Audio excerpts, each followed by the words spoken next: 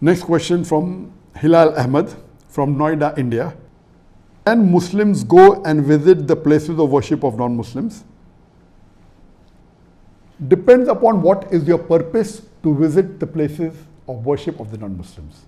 If you are going to know what the religion says so that you can do more dawah to them, it's perfectly permitted.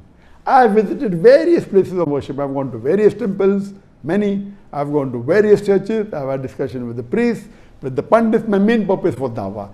If you go for sightseeing thinking it will benefit you in understanding Islam better and knowing the wrong things what the non-Muslims are doing, it is permitted.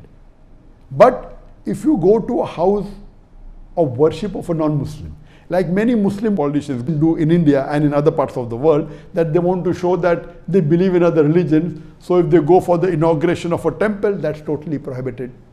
You cannot go to inauguration of a temple, and many Muslim politicians go to show that, okay, we are secular, it is haram.